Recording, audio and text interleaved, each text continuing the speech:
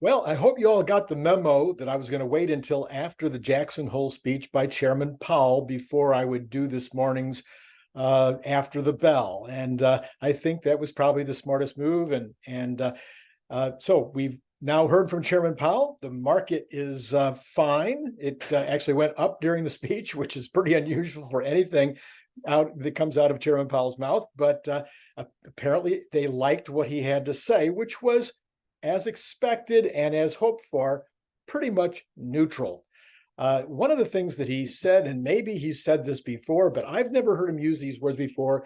I thought agile policy making was an interesting statement. He said it very late in the conversation, but he went through all the normal stuff. And let me just see if I can go through my notes really quickly here. He reiterated that 2% is the goal. So in other words, what he's saying here is, no, we haven't changed. A lot of people are encouraging the chairman to think about, and for the Fed to think about the idea, whoever came up with the 2% idea, this is a decades old concept, and maybe it should be 2.5, maybe it should be 3 as things change. He says, no, 2%. He made it clear that is still the number. He says that we will raise if necessary. But he says he recognizes that this is a risk management assessment. It needs to take a look at the risk of how much damage can be done from too restrictive a policy versus the risks that could be done from allowing inflation to continue or creating a situation where inflation could reignite after not doing enough. So this is the balance that's being taken. He went through and said that core PCE has dropped and he really spent a lot of time on core PCE. This was interesting too. They've said before that PCE is the important one and that core is more important than the headline. So he actually spent about a third, I'm just guessing, a third of the speech talking about what is in core PCE and how those things are currently moving. So he says the core PCE has dropped from 5.4 in February of 22 down to 4.3 in July. He says that's a really, really good deal. He says it's broken up into the 3 categories: goods, housing, and non-housing services.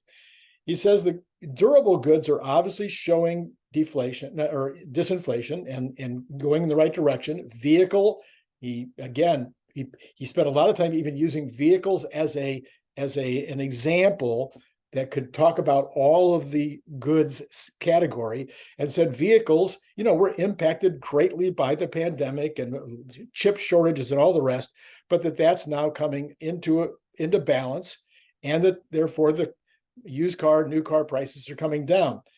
So he said that, this particular category is coming down, falling month over month, but the year over year is still too high. Housing, he said, he went into great detail about housing is a lagging indicator on the PCE as well as it is on the CPI, and that these lagging indicators are probably going to start showing up more and more in the prints on this month and following months. He says rents look like they're in great shape. He says now housing pricing on residential housing has been going up, but he did say that there's a lagging indicator. Did not talk anything about the seasonality of housing. I thought that was a little bit surprising. But he says this is one that they're watching closely. The one they're watching the most closely of all is non-housing services, which include healthcare, transportation, not the cost of the cars, but rather things like oil and gas, and accommodations, travel, those kind of services. Okay, all of those things, that is over 50% of core PCE. This we've seen, of course, has been going up the last couple of months. I'm sorry, not even months. It's really more like the last 5 weeks. But now oil has been coming off its highs. Gasoline should follow, especially as we go seasonally into less use of gasoline into the fall. We also have far less travel, so that could take pressure off of transportation services like airlines and whatnot, plus services like accommodations. He mentioned all of those in the speech. He says these are all less interest sensitive, so therefore they can have the Fed has less impact on them, so they recognize that. So anyway, that was very interesting. They went through such detail about those, and of course we have PCE coming up next week. All right. So he says he expects that in order to make things get back to normal, get back to 2%, that there will be below trend GDP. But he says right now there's above trend GDP, at least based on some of the most recent analyses being done by the various Fed locations. Loans are definitely down, and he says this is really, really critical. He says that is definitely going to drop business, and we are seeing that with a lot of the reporting last week, which really killed the market. Is that manufacturing and distribution, things like that, are down because these companies are unable to get loans, and then people are unable to get loans, so they're not buying the durable goods, are not able to get loans at rates that are acceptable. He says the labor supply is up because the participation numbers are up. He specifically mentioned that working age women is the highest in history right now in terms of participation. He says immigration is up, and therefore we're getting more labor supply from that. He says the demand is slowing, and there are fewer job offerings right now than there was, even though it continues to be very high. He says, but it's normalizing. He says, therefore, wages are normalizing. Real wage growth is up right now, has been for, I think, 2 months. That's a good thing, he said. He likes that. That's okay. But the real wage amounts cannot be over his, I think it's 2.5% month over, I'm sorry, 0.25 month over month, or 3% year over year. If it goes over that, he's very worried about that. All right, so that is the challenges. The real interest rates are very high. This is something he emphasized. Everybody's been emphasizing this. The real interest rates are really way too high right now. He says, but there's a lot of uncertainty about where they should be in order to get back to 2%. And this is one of the things they're also spending a lot of time looking at.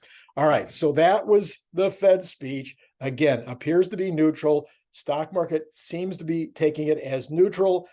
Stock market is doing well. Last time I checked, we will look at that again. But let's look at other news that was related. Reuters reports that economic activity picked up pace last month as gauges of production and personal consumption improved. This is according to the Federal Reserve Bank of Chicago on Thursday. You see, this is an example of what Powell was talking about. The local Federal Reserve banks are seeing a lot of activity right now, positive activity. One of them was even talking about a GDP raising at the rate of 5.8. I don't think that's going to hold up when we get to actual GDP. The article goes on to say that the bank's national activity index rose to 0.12 in July, an increase from June's negative 0.33. The figure, comprising 4 broad categories, indicates activity expanding at its swiftest since January. While 2 of the 4 categories edged up in July, employment and sales were modest drags. The index's 3-month moving average, which the bank said provides a more consistent picture of national economic growth, ticked up from negative 0.3 to negative 0.13 from negative 0.15. That's a 3-month reading. Readings of the 3-month average that are above negative 0.7 have historically been associated with economic expansion. So these are well above negative 0.7. The Chicago Fed reading dovetails with other recent readings of improved industrial production in July. Last week, the Fed reported overall industrial production rose 1% last month, driven by increased motor vehicle output. Probably Tesla. Seriously, I mean, they have a tremendous improved output going on down in Austin. The bank figure tracks with indications that the U.S. gross domestic product growth picked up as the third quarter began. The Federal Reserve Bank of Atlanta's GDP Now tool on Thursday indicated growth. This is one I talked about before, 5.9. I said 5.8. I'm sorry. Then there's this from Barron's. U.S. construction is beginning to boom amid efforts to restore manufacturing, bringing car, chip, and renewable energy production to the U.S. Thursday, CRH, one of America's largest construction material providers and road builders, reported first half 2023 earnings per share of $1.58 versus the $1.41 the street was expecting. Sales in the company, U.S. Anyway, they're in the aggregates and road construction business. They grew 9% year over year, boosted by 15% higher prices for aggregates or rocks used in concrete. Sales in the U.S. building solutions business grew 21% year over year. So you've got business construction growing. You've got residential real estate. We know that's been growing.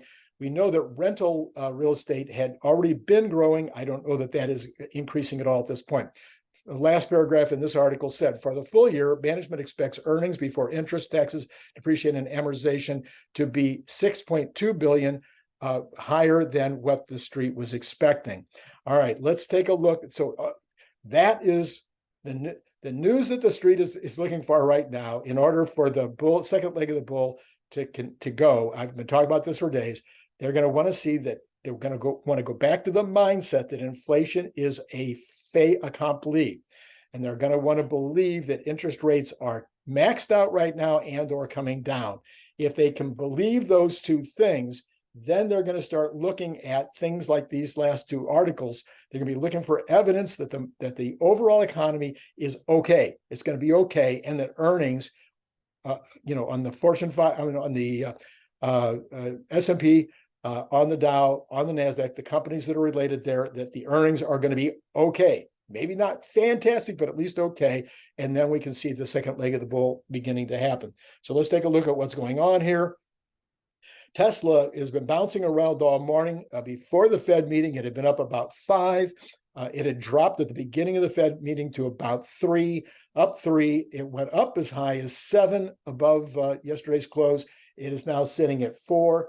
I didn't do the same analysis with the Dow, except I can say that at this point, the Dow actually has dropped and the NASDAQ has dropped. They were both up strongly and now just up barely. So Tesla at this point is actually doing better than the Dow or the NASDAQ. It is really completely dissociated from those. It is also dissociated from the Magnificent Seven. The Meta is down. Amazon is barely up. Google is down. Apple is barely up. Microsoft is up a little bit better. Tesla is the one that's running away this morning, completely dissociated. The Cathie Woods are all down. So that's really interesting.